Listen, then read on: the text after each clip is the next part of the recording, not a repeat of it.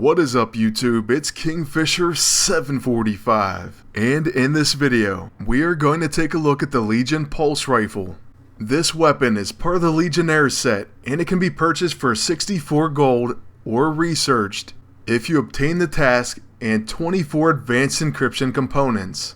What I would recommend is getting as many components as you can, and then purchase the rest for 3 gold each. Typically this is going to cost you less than 64 gold. Otherwise you could just flat out purchase it.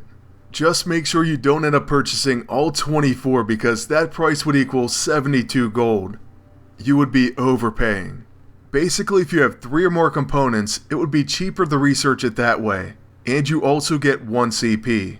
But getting past that, what does the Legion Pulse Rifle do, and is it truly worth buying or crafting? Well, this is an AoE electric tech attack, and it has a chance to perform a preemptive counter when attacked. Also, if you have another set piece, it will gain shocking, and no matter what, it's going to cause radiation exposure to all enemies, unless they're immune. So right away we have a decent weapon. Any AoE attack that has radiation exposure and a chance for a preemptive attack, well, that's alright with me. With this, you could easily build up radiation on the entire enemy team. And then imagine a character like Iron Patriot, or Red Hulk, or anyone else that exploits radiation. Then on top of that, this is an electric attack that can gain shocking. Right away that should make you think of Victor Mancha, Beta Ray Bill, Mighty Thor, Storm, and so on. Certainly that points out that this weapon could have synergy with various types of teams, and could really lend itself to being a crucial part of an agent build. However, there's an entirely different hidden reason that will cause you to want to pick this weapon up. I know that a lot of you know, but many of you may not be aware. This weapon will cause your agent to be one of the Avengers Age of Ultron Avengers. Their wording, not mine. I know that's a lot of Avengers. But yes, I will show you exactly what that means in just a moment. First of all, let me explain that normally, I would not even consider buying the 64 gold set piece if I didn't already have all of the other pieces. In this case I have 3 of 4. I'm only missing the daily weapon, and that's one I hope I get. Otherwise I need 8 components to build that as well. I was lucky enough to win the epic boss drop, and of course we all have the Legion transponder from the task list. But allow me to say, with this weapon, you don't need any of the other set items. It all depends on what you're using this weapon for. If you just want to be counted as one of the Age of Ultron Avengers, then you only need to equip this set item. That's it. There's literally nothing else to it. But even after you equip it, it will not say on the weapon directly. Instead, we're going to have to look at our agent. I'm really not sure why that's the case, but it is. So after looking at our agent, you'll see on the team. Receives the Avengers Age of Ultron Avengers team passives. So that's right, the Legion Pulse Rifle is basically the Asgardian Tankard, or the Guardian Insignia. It's going to cause your agent to be an honorary member of the team. As such, you're going to get the bonuses from Captain America, Hulk, I believe Iron Man, but we'll talk about that a little bit more later, and also the rest of the costumes that aren't even released yet. This means that with this team up, my agent will get Together. He won't take extra damage from attacks that exploit status effects, and damage taken from dots will be reduced. That's one way to get it without that EISO. Then even more importantly, we're going to get We Have a Hulk. Attacks cannot be interrupted as long as Hulk is present. So take that, Cower, and other very annoying debuffs. But hey, you don't have to take my word for it, I'll show you it in combat. Now with Captain America going first, we're going to use his shield guard. This is a quick action, and after we use it, we'll take a look at my agent's buffs. By the way, using the Bruiser Safeguard Suit, or any protect weapon with that pulse rifle, is really not a bad idea. It can help you get more of those preemptive counters. But anyways, here you see Together and We Have a Hulk. So that on the team passive really does work, and it's all thanks to that weapon. It can't be removed, and it's going to be there as long as your teammates are present.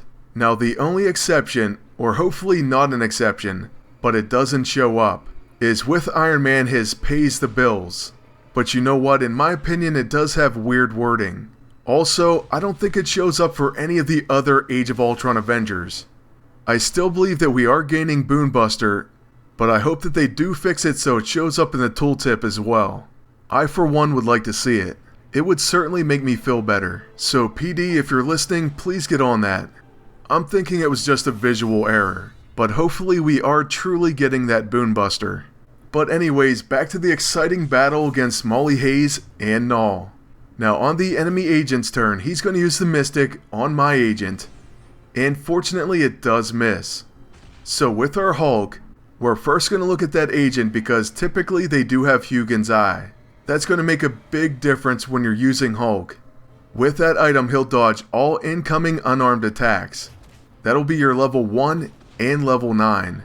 However, you can stagger him and then hit him. That's something that Null taught us, but sadly we missed, so he doesn't have staggered. Because of that, we'll go ahead and recharge. Next up, the enemy Molly Hayes is going to eat some taffy, then she uses her protect ability, Raspberry. Now because of her protecting, we can actually target the enemy agent and we'll hit her instead. So we land a shield bash and we place Dizzy and Subdue on her. Subdue says melee abilities do 40% less damage and cannot crit. Admittedly, that's a pretty nice debuff to have on Molly. Next, on my agent's turn, we're going to attempt to exhaust the enemy team, and hopefully that sticks. Then we'll use the Light Fantastic. That'll heal us and remove our debuffs. Not to mention give us Mirror Reality. So the next attack against us will heal us instead of harming us. Then we get very lucky that the enemy agent used the Guardian Insignia, and since he's exhausted, that's going to be the end of his turn. That means that Molly still has exhausted, so she's not really a threat. However, we still want to knock her out with the Hulk. So I'm going to go ahead and hit her with our level 1.